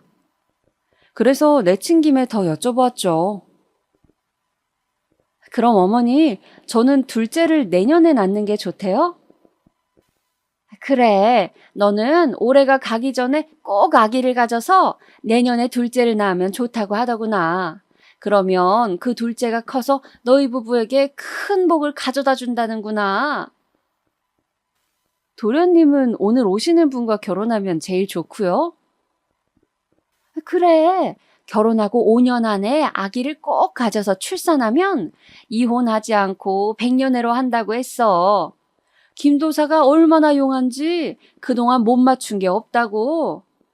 그렇게 너희와 둘째네 앞길 좋게 만들어주고 나면 나는 이번 생에 내 할 도리는 다 한 거라고.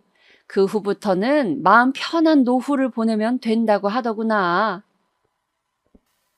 저는 무슨 하늘의 계시라도 받은 듯한 어머님의 비장한 태도에 더욱 어이가 없었습니다.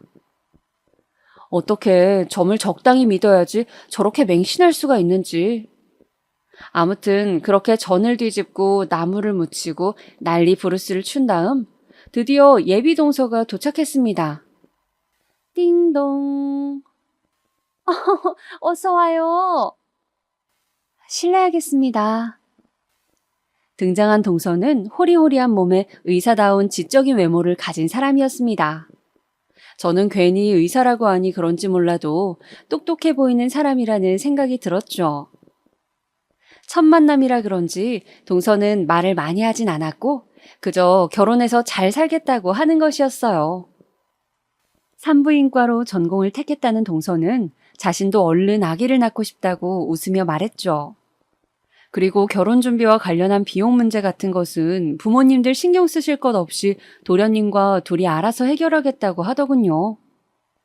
시댁에서는 돈도 필요 없다고 하니 좋아 죽으려고 하시더군요.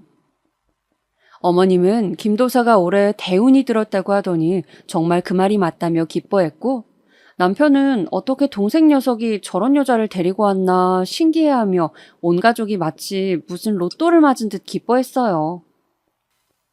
저는 둘째 며느리 덕을 얼마나 보려고 저렇게 좋아하나 시댁의 소물적인 반응에 어이가 없었지만 뭐 저하고는 별로 상관없기에 그냥 가만히 있었습니다. 아랫동서이니 그냥 지나치게 버릇없지만 않으면 같은 며느리 처지로 그닥 제가 좋을 것도 없고 안 좋을 것도 없으니까요. 그렇게 도련님은 집에 인사를 온 지 6개월 만에 후딱 결혼식을 올렸습니다. 결혼식을 마치고 신혼여행을 다녀오고 집안 행사들에서 저는 동서와 좀 교류를 할 수가 있었어요. 동서는 점잖은 사람이었지만 자신의 일에 대해서는 자기 위주의 생각이 아주 컸고 자신의 생활이 중요한 사람이었어요. 뭐랄까, 이기주의는 아닌데 개인주의라고나 할까요? 그렇지만 분명히 자신만의 상식에 대한 생각은 분명한 사람이었습니다. 어머님의 김도사 맹신에 대해서 저는 살짝 동서의 의견을 물어봤어요. 동서는 다른 종교가 없기도 하고 어머님이 그렇게 믿으신다면 자신도 협조하는 모습을 보여드려야겠다고 하더군요. 그 부분이 어머님에게 중요한 부분일 수도 있다면서요. 그렇게 동서는 어머니와 친해져 보겠다고 같이 점집에 다녀오는 것이었습니다. 형님 있잖아요. 진짜 그 김도사님이 제가 의사 공부할 때 시험 한 번 망친 것까지 다 맞추더라니까요. 정말 대단하시죠? 어쩜 그렇게 쪽집게 같은지 진짜 신기해요. 재미있던데요? 다음에 다 같이 가보는 건 어때요? 사실 어머님이 저한테도 김도사에게 같이 가보자고 여러 번 말씀을 하셨지만 저는 천주교이고 그런 것을 워낙 믿지 않기에 따라가지 않았었습니다. 아, 나는 그런 걸 잘 안 믿어서. 한번 가보시면 완전 놀라실 건데 아쉽네요. 근데 동서는 의사인데도 그런 걸 믿어? 의사는 어떻게 보면 일종의 과학자지만 세상에는 인간의 힘으로 안 되는 것들도 많이 있으니까요. 그렇게 동서가 우리 집안에 적응하려고 애쓰고 있는데 저와 어머니 사이에 좀 트러블이 생겼습니다. 바로 제가 최초로 김도사의 말을 어기는 결정을 하게 된 것이었죠. 어머니께서는 올해 안에 아기를 가지라고 했는데 저는 당시 허리가 무척 안 좋았거든요. 그래서 그냥 둘째 가지기를 잠정 포기했어요. 제 결정을 말씀드리자 어머님은 저에게 화를 내셨죠.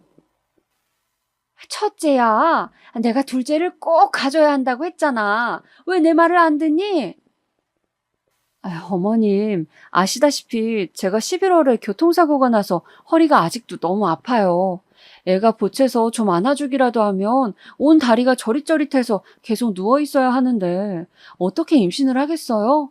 제 몸 완전히 아작나는 일인데.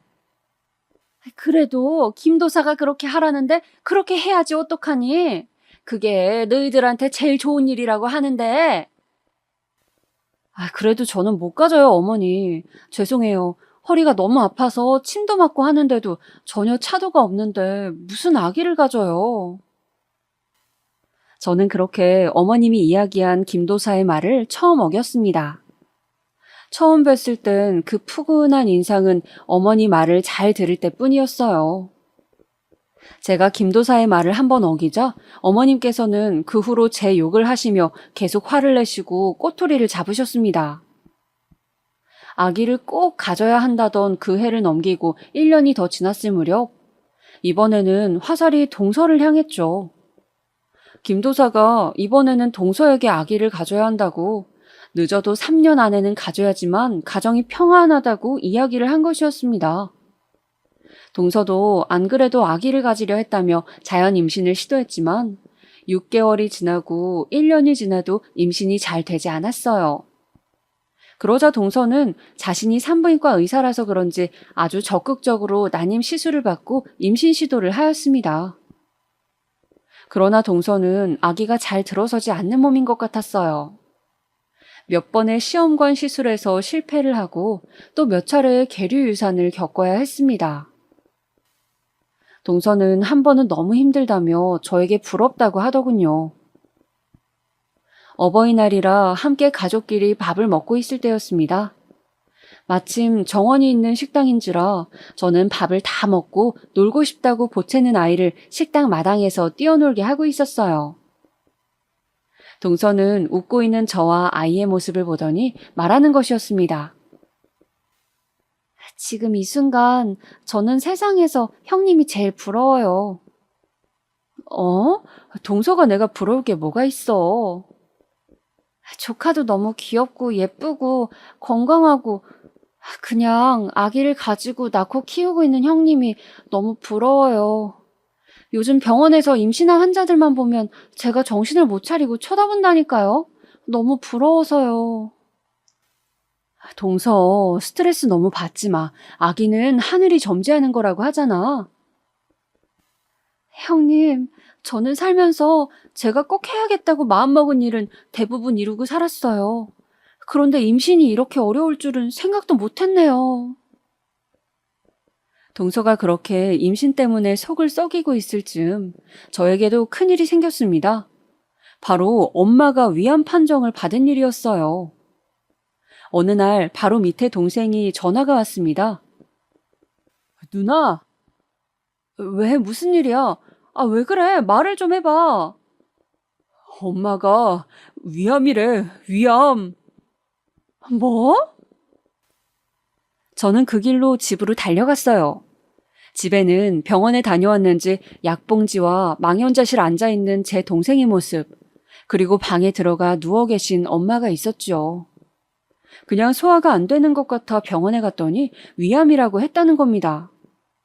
저는 너무 놀라 병원을 여러 군데 가보자고 했어요. 그렇게 몇 군데 큰 병원을 다녔지만 모두 위암이라고 하더군요. 그것도 좀 진행이 된 상태라고요. 마치 하늘이 무너지는 것 같았습니다. 이제 겨우 저 시집 보내고 손주 커서 학교 가는 거 볼 날만 기다렸는데 평생 고생만 한 우리 엄마가 암이라니. 저는 한동안 엄마를 돌보는데 제 모든 노력을 다했어요. 좋다는 것을 구해서 드리고 수시로 집에 들러 먹을 것을 챙기고 병원 갈 때마다 모시고 갔죠. 그런데 하루는 시댁 가게에 들렸더니 시어머니가 그러시는 거예요. 아가, 요새 바쁘니? 한 번씩 나와서 가게 일도 돕고 하더니. 아, 어머니, 제가 말씀을 못 드렸죠?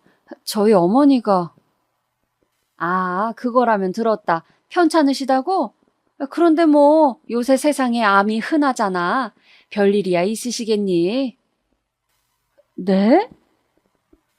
아니, 가게 일도 좀 돕고 아기 돌보는데 신경 써야지. 하루 종일 친정에만 매달려 있는 것 같아서 보기가 좀 그래서 말이다. 엄연히 출가 외인인데 안 그러냐?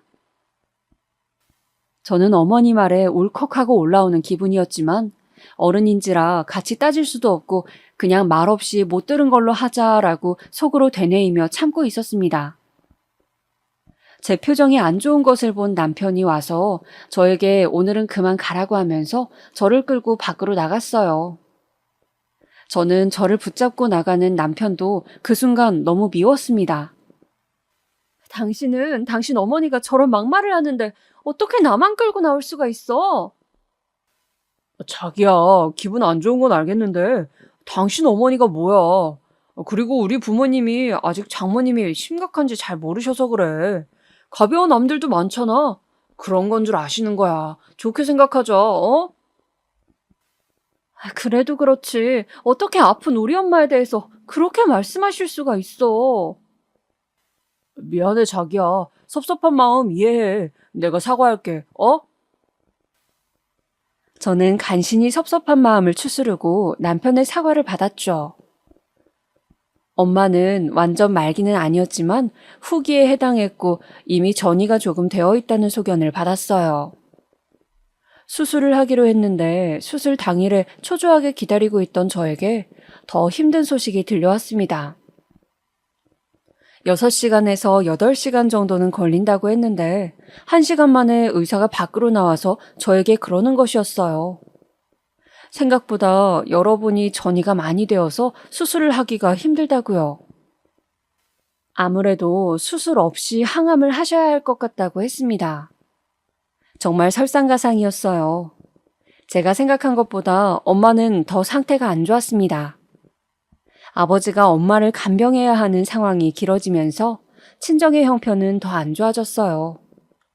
당장 남동생도 아직 대학생이었고 돈이 빠듯한 상황이었죠. 저는 제가 모아두었던 비상금을 일단 아빠에게 드렸어요. 결혼하면서 가지고 갔던 돈이었죠. 급한 병원비 이걸로 일단 쓰고 생활비에도 보태라고 1,000만 원을 드렸습니다.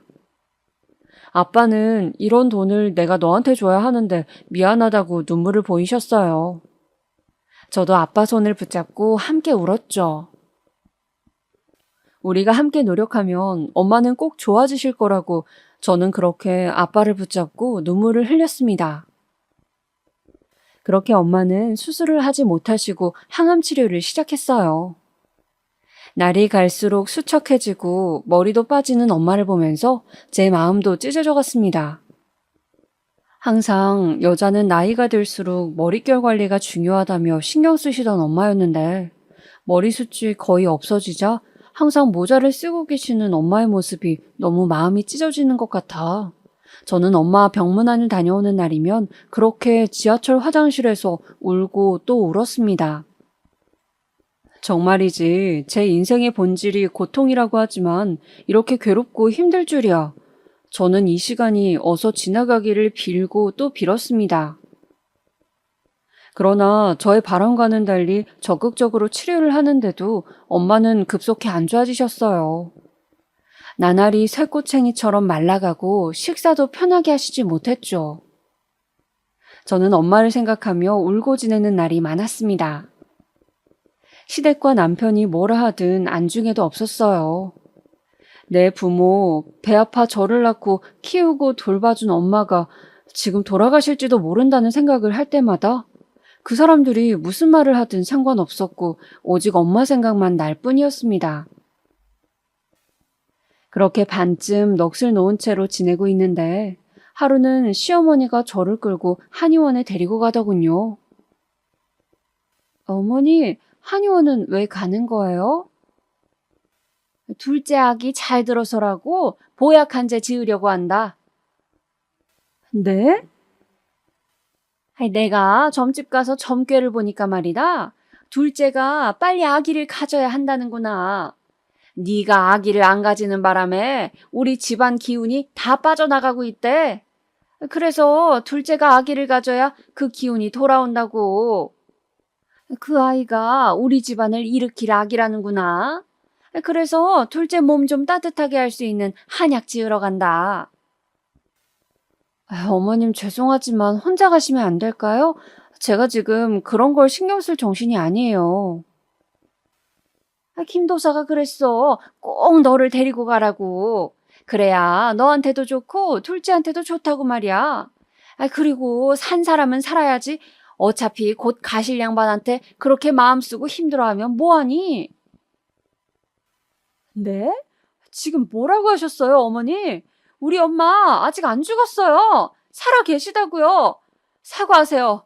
지금 하신 말씀. 어떻게 그런 말씀을 표정 하나 안 바뀌고 하시는 거예요? 저는 순간 악에 받쳐 소리를 질렀습니다. 어머니는 소리를 지르는 제가 창피했던지 저를 끌고 한의원 밖으로 나와 화를 내셨어요. 아니, 그러면 네 할 일은 하나도 안 하고 친정부모에 미쳐서 있는 너를 언제까지 내가 봐주니? 제 할 일이 뭔데 그러시는 거예요? 뭐긴 결혼했으면 그 집안이 잘 되도록 힘써야지. 집에서 밥만 축내고 친정 쏘다니는 게 네 할 일인 줄 아니? 어느 정도껏 돼야 넘어가지. 누구나 집에 아픈 환자 한 명쯤은 있어. 왜 이렇게 유난이야? 탁! 저는 너무 화가 나서 어머니의 손을 뿌리치고 그 자리에서 나와버렸습니다. 그날 저녁이었어요. 당신 엄마 뿌리치고 가버렸다며? 어머님께 이야기를 들었는지 남편이 저에게 따지고 드는 것이었습니다. 나 오늘도 엄마 병실에 갔어야 했는데 엄마 혼자 있는 날이란 말이야. 근데 동서 한약 짓는데 왜 나를 데리고 가시냐고. 어머니 진짜 왜 그러신데? 아니, 나이 든 양반이 점을 좋아하니까 그 점쟁이가 하는 말을 좀 믿고 따라할 수도 있는 거지. 그게 좀 이해가 안 돼도 노인 비위 좀 맞춰준다 생각하고 하는 신용이라도 하고 좋게 좋게 말씀드리면 안 돼? 왜 집안을 시끄럽게 분란을 만들어? 당신 지금 말 다 했어? 지금 이 상황이 내가 분란을 만든 거라고? 분란을 만드는 사람이 누군데 그래? 저도 남편에게 질세라 악에 받쳐 소리를 질렀습니다. 남편은 제가 악다구니를 쓰며 대들자 고개를 절레절레 흔들며 옆방으로 가버리더군요. 저는 친정엄마가 아프자 시댁 식구들과 남편의 태도를 보고 정말 결혼을 후회했습니다. 아무리 그래도 내 부모가 이렇게까지 아프다는데 어떻게 이런 식으로 할 수 있는지 정말 좋게 생각해 보려고 해도 용납이 안 되는 모습들이었습니다. 그 후에도 친정엄마 때문에 시댁과 또 트러블이 있었습니다. 바로 남편의 사촌 동생의 결혼식이었습니다. 남편의 작은아버지에게 아들이 둘 있었는데 둘 다 노총각으로 집안 어른들이 장가를 못 가서 어쩌냐고 크게 걱정을 하고 있었어요. 그런데 그중 헬스 트레이너를 한다던 사촌이 장가를 가게 된 것이었죠. 당연히 시댁 식구들은 크게 기뻐했어요. 그리고 집안의 큰 경사라는 듯 당연하게 모두가 간다고 생각을 했죠. 그런데 하필 결혼식 장소가 제주도였습니다. 스몰 웨딩으로 제주도 레스토랑을 빌려서 하루 종일 식을 진행한다고 하기에 저는 엄마도 돌봐야 하고 한두 시간이면 몰라도 하루 종일 빼서 제주도까지 가기는 좀 힘들겠다고 남편에게 말했죠. 그러자 남편과 시어머니가 난리를 치는 것이었습니다. 당연히 가야지. 무슨 말도 안 되는 소리냐고. 제가 인간이냐며 남편과 시어머니는 불같이 화를 내는 것이었어요. 아니, 우리 엄마가 지금 아파서 죽네 사네 하는데 내가 그 결혼식을 꼭 가야 돼? 그냥 당신 사촌동생 결혼식일 뿐이잖아. 당신 혼자 다녀와도 되잖아. 우리 집에 오랜만에 있는 결혼식이고 모든 친척들이 다 올 텐데 며느리가 돼가지고 그 행사에 안 간다는 게 말이 돼? 왜 말이 안 돼? 사정이 있으면 못 갈 수도 있는 거지. 무슨 군대도 아니고 왜 꼭 가야 하는데? 됐다, 말을 말자. 넌 무슨 인간 말종이냐? 그렇게 남편은 시댁의 사촌 결혼식이 무슨 안 가면 죽는 행사라도 되는 양 말도 안 되는 며느리 돌이 운운하면서 저에게 화를 내는 것이었습니다. 엄마는 아프고 시댁에서는 날이 갈수록 저를 몰아세우고 저는 너무 힘이 들었습니다. 무엇보다 인신공격을 하는 그 말투들이 자려고 자리에 누우면 떠올랐어요. 뻑하면 친정엄마가 아파서 신경 쓰이게 한다느니 곧 죽을 사람이라느니 시어머니는 함부로 말하는 정도가 나날이 심해졌어요. 시부모도 부모라는데 어떻게 어르신들이 그런 식으로 말을 하는지. 신랑도 처음에는 양쪽을 말리다가 나중에는 자기도 힘들다며 이제 친정일 그만 신경 쓰고 남동생에게 엄마 챙기도록 하면 안 되겠냐고 말했습니다. 저는 기가 막혔지만 그냥 당신은 신경 쓰지 말라고 그런 거 바라지도 않는다고 하고 말았죠. 그러는 와중에 엄마는 나날이 안 좋아졌습니다. 저는 엄마를 보러 가는 날이면 마음이 칼로 도려내는 것처럼 아파서 항상 퉁퉁 부은 눈을 하고 다녔죠. 그런데 의사가 한 번은 비급여 신약 이야기를 하는 거였어요. 아직 보험 처리는 안 되지만 좋은 항암제가 있는데 기존 항암제가 부작용이 심하고 몸 전체에 탈모를 유발한다든지 밥을 잘 못 먹게 된다든지 하는 힘든 점이 있는 반면에 암세포만 찾아서 없애는 표적 항암제라는 것이 있다고 그걸 한번 시도해보면 좋겠다고 하시는 거예요. 지금보다는 훨씬 경과가 좋을 거라고요. 문제는 그 치료 자체가 비급여다 보니까 너무 비싼 것이 문제라고 했습니다. 저는 그 말을 듣는 순간 드디어 하늘에서 한 줄기 동아줄이 내려오는 것 같았어요. 돈이 문제가 아니었죠. 뭐라도 해서 엄마가 살 수 있다면 가릴 게 없었습니다. 동생에게 돈이 있냐고 급하게 물어봤지만 동생은 생활비 때문에 알바비도 몇 달째 미리 값을 하고 있다며 도저히 여력이 없다고 했어요. 도저히 1,000만 원 가까이 되는 돈을 만들 길이 없다고. 제가 모아둔 돈도 저번에 생활비로 쓰시라고 아빠를 드렸고 결국 저는 의사 동서를 찾아갔습니다. 동서에게 만나서 커피나 한잔 하자고 했더니 동서가 안 그래도 드릴 말씀이 있다며 자신이 일하는 병원 앞 커피숍에서 보자고 하더군요. 동서 잘 지냈어? 여기 아이스라떼가 맛있는데 그거 시키지 그랬어. 아, 그냥 커피를 한동안 마시면 안 될 것 같아서요. 커피 요새 안 마셔? 실은 형님, 나 임신한 것 같아요. 동서는 활짝 웃으며 저에게 임신을 한 것 같다고 말하는 것이었습니다. 정말? 와, 너무 축하해. 그동안 마음고생 심했잖아. 너무 축하해, 진짜. 저는 엄마의 간병으로 지쳐있던 중 기쁜 소식을 듣게 되어 좋았습니다. 저 역시 동서의 임신 소식을 기다리고 있었고 동서가 얼마나 그동안 힘들어했는지 알고 있었으니까요. 동서는 저를 보더니 그런데 무슨 하실 말씀이 있으신 거냐고 묻더군요. 동서 실은 우리 엄마 아픈 거 알고 있지? 네, 위암이시라고. 좀 어떠세요? 그것 때문에 내가 꼭 써보고 싶은 약이 있는데 그게 비급여라 너무 비싸서 돈이 좀 필요해. 남편은 그 돈이 없을 것 같고 혹시 나한테 돈 좀 빌려줄 수 있을까? 시댁 식구들한텐 비밀로 하고 말이야. 그런 일이라면 당연히 제가 도움이 되어드려야죠, 형님. 정말 힘내세요. 네? 고맙게도 동서는 자신이 모아둔 비상금이 있다면서 저에게 선뜻 돈을 빌려주었습니다. 저는 동서에게 빌린 돈 이외에도 약값이 계속 들어갔기 때문에 신랑 몰래 대출을 받았습니다. 당시에는 남편에게 말도 없이 대출을 받는 것이 두렵지도 않았습니다. 이판사판이었죠. 대출을 받겠다고 말하면 또 얼마나 시어머니와 함께 친정에 신경 그만 쓰라는 둥 그런 소리를 할지 뻔했기 때문에 말하고 싶지 않았습니다. 다행히 제가 경찰 공무원이라 대출은 쉽게 나왔죠. 비싼 약을 맞고 엄마가 어서 툭툭 털고 일어나시길 비는 마음만 간절했습니다. 그러나 저의 이러한 노력이 무색하게 엄마는 결국 세상을 떠나셨습니다. 마치 미라처럼 바싹 마르셔서 말이죠. 오히려 그동안 많이 울어서인지 엄마의 임종 순간에는 눈물이 나지 않았고 그저 비현실적으로만 느껴졌어요. 만지면 바스라질 것 같이 뼈만 남은 엄마의 손을 잡고 그저 엄마의 눈을 한없이 바라봤습니다. 평생을 자식 키우느라 뼈 빠지게 고생한 우리 엄마. 죽는 순간까지도 남편 걱정, 자식 걱정만 하는 우리 엄마. 저는 엄마의 마지막 모습을 오래오래 눈에 담아두고 싶었습니다. 마지막 순간에 엄마는 저를 바라보며 제 행복을 기원하셨어요. 그리고 아주 중요한 말씀을 해주셨죠.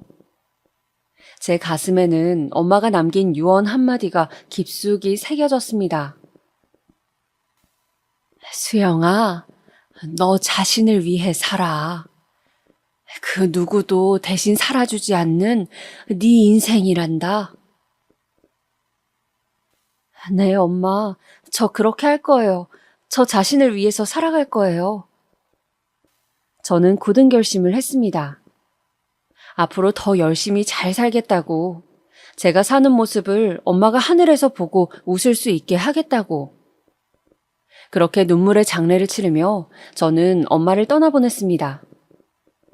발인을 하고 집으로 돌아오는데 엄마의 마지막 관속 모습이 아른거렸어요. 엄마가 너무 보고 싶었습니다.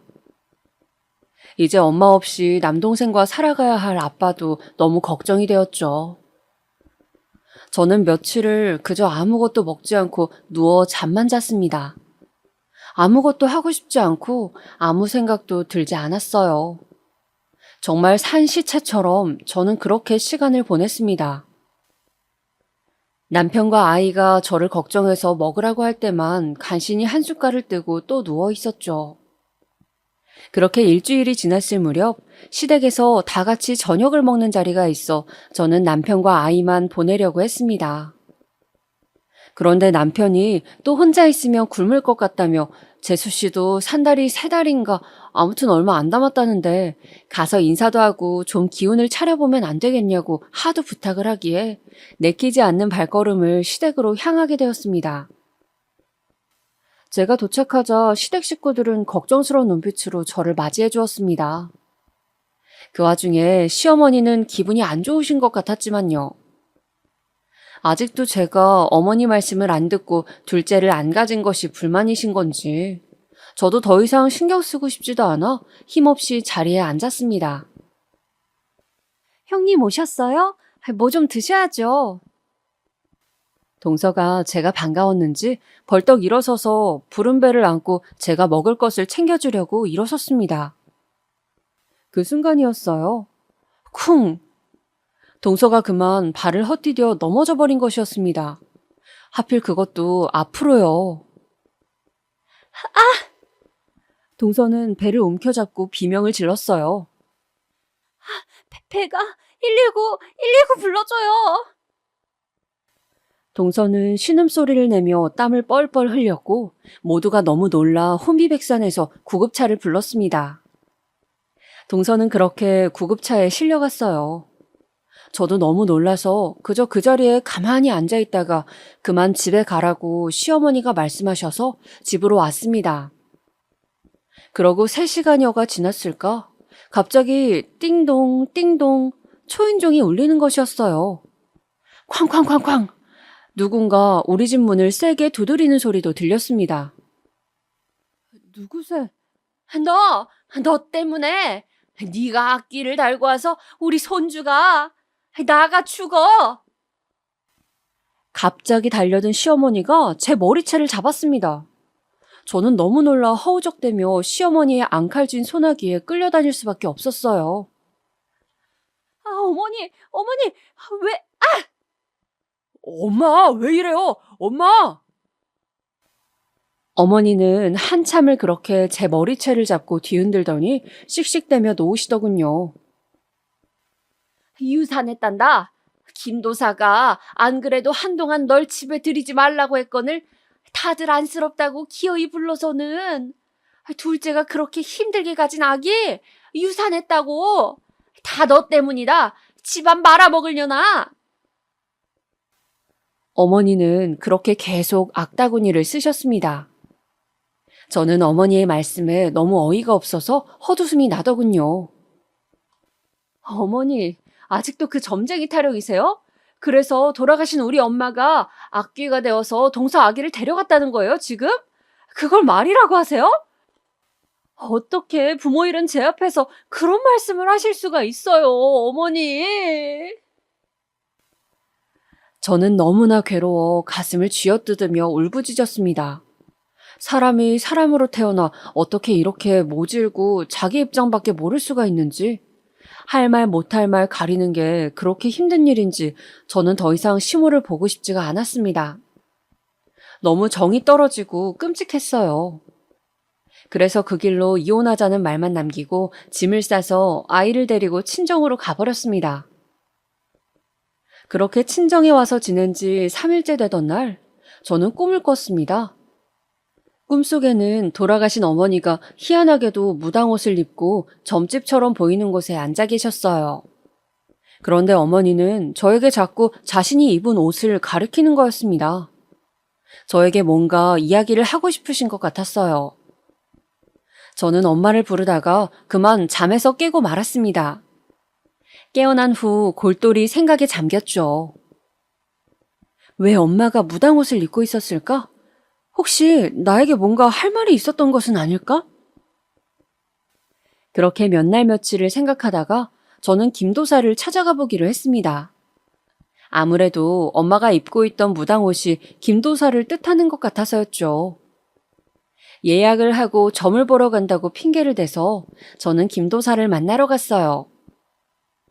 김도사는 50 중반쯤 되어 보이는 남자였는데 제 사주를 봐주고 이혼을 고민한다고 했더니 대뜸 그러더군요. 시댁이 별나 아주 특이해. 그래요? 어떻게 특이한데요? 아기를 낳아야 돼. 그래야 모든 것이 내려가. 애군이 씻겨. 아기요? 아기 없지? 딱 보니까 없구먼. 아기 낳을 거 아니면 이혼해. 올해 안에 아기를 낳아야지. 그게 아니면 살기 힘들어. 저는 김도사가 뭔가 엉터리 같다는 생각이 들었습니다. 어떻게 우리 시어머니 마음을 잡았는지 몰라도 아기 이야기를 하는 게 고정 레퍼토리 같았어요. 그래서 저는 김도사에 대해서 더 알아봐야겠다고 마음을 먹었습니다. 제가 직업이 경찰인지라 저는 혹시 이쪽에 기록이 있나 싶어 김도사의 신상을 찾아봤어요. 사실 그렇게 해서는 안 되지만 김도사의 신상을 알아보니 세상에 김도사는 사기죄로 복역한 전과가 있는 사람이었어요. 말 그대로 사기꾼이었던 겁니다. 저는 김도사가 사실은 사기꾼이라는 사실을 알아내고 어떻게 이 사실로 시어머니를 기함하게 할지 고민했어요. 이혼은 당연히 할 거지만 감히 우리 엄마에게 악귀라고 한 그 노망난 인간을 가만두고 싶지가 않았습니다. 그래서 저는 경찰복을 입고 어머니가 점집에 가셨을 때 들이닥치기로 했어요. 다른 경찰 친구에게도 그냥 옆에만 서 있어 달라고 부탁을 했죠. 물론 제 명찰이나 이름은 가리고 저도 최대한 얼굴을 가렸습니다. 어머니는 한 달에 한 번씩 주로 주말에 김도사를 찾아가셨어요. 저는 동서에게 연락해 아기가 그렇게 된 것 정말 유감이라고 말했습니다. 동서는 다행히 시어머니처럼 그렇게 점을 맹신하는 것은 아니었어요. 그냥 그 아기의 운명이 그런 것이라 생각한다며 자신이 넘어지는 바람에 괜히 집안에 분란을 일으켰다며 저에게 사과를 했습니다. 저는 동서에게 미안하지만 혹시 어머님께 다음에 김도사를 만날 때 같이 가자고 떠보면서 언제 가시는지 좀 나에게 알려달라고 부탁을 했어요. 그렇게 저는 둘째 주 토요일이라는 날짜를 알아냈습니다. 그리고 김도사의 점집에 들이닥쳤어요. 벌컥 문을 열고 들어서자 어머니가 김도사 앞에 앉아 뭐라고 이야기를 하고 있는 모습이 펼쳐져 있었어요. 저는 그 앞에서 목소리를 굵게 바꿔내면서 말했습니다. 김명준 씨, 당신을 사기죄로 서로 연행합니다. 아니 왜 그래요 또? 나 감옥 잘 갔다 왔는데? 네? 형사님들이세요? 아이 참, 아줌마 일단 나가요. 네? 나가 계세요. 이분 역술인 아닙니다. 역술인 사칭하는 사기꾼이에요. 예? 어머니는 큰 충격을 받으신 듯 비틀거리며 일어서시더군요. 그동안 김도사의 말을 듣고 투자도 많이 하고 많은 것을 정했는데 사기꾼이라는 정체가 밝혀지니 많이 놀란 듯 보였습니다. 저는 그렇게 김도사에게 겁을 주고 어머니에게 김도사의 정체를 까발렸어요. 물론 제 직업을 이용한 것은 잘못했다고 생각하지만 그 당시에는 저도 눈이 뒤집혀서 뭐라도 하고 싶었습니다. 제 시기에 어떤 복수였던 것이죠. 그리고 저는 남편에게 이혼 소송을 걸었어요. 그동안 점을 맹신하는 시어머니에게 구박을 당한 점과 남편이 이를 방관했다는 점, 친정엄마가 아플 때 언행까지 모조리 말해 위자료를 받아내고 양육권, 친권을 모두 가지고 왔습니다. 물론 이혼을 하는 것이 저라고 쉽진 않았어요. 아이가 있기 때문이죠. 그런데 도저히 엄마가 아플 때 시댁 식구들이 저에게 했던 행동들이 계속 떠올라서 그들을 용서할 수가 없었습니다. 얼굴을 보고 살아갈 자신이 없었다고 할까요? 정말 제 인생에서 도려내고 싶은 기억들이었으니까요. 무엇보다 계속 점쟁이 타령을 할 수도 있는 시어머니가 싫었고 결혼 생활을 유지한다면 그런 어머니 말씀을 또 따라야 하는 저의 신세가 싫었습니다. 정말이지 다시는 시어머니 얼굴을 보고 싶지가 않았거든요. 말 그대로 지긋지긋하다고 할까요? 그렇게 소송을 거쳐 힘들게 자유의 몸이 되었습니다. 돌이켜 생각해보면 그때 어머니가 꿈에서 저에게 무당옷을 입고 나타나신 것은 지금 생각해도 신기한 일인데 어머니가 딸인 저를 지옥 같은 시댁에서 구해준 것이 아닐까 하는 생각을 합니다. 무엇보다 제가 드리고 싶은 말씀은 종교든 점이든 뭐든 너무 맹신하는 것이 얼마나 위험한 일인지 많은 분들이 알았으면 좋겠습니다. 다른 사람에게 특히 그런 것을 강요하는 것은 또 다른 형태의 폭력이라는 것도요. 이혼 후 건너 시댁 소식을 들으니 김도사가 사기꾼이라는 걸 알고 어머님은 다른 점집을 또 다니기 시작했는데 거기서 말한 대로 투자를 했다가 많은 손해를 입고 망연자실하신 상태라고 들었습니다. 어머니는 김도사가 사기꾼인 걸 알고도 또 다른 점쟁이에게 간 것이죠. 도대체 그렇게 당하고도 왜 아직도 정신을 못 차리시는 건지 그냥 평생 저렇게 사실 것 같습니다.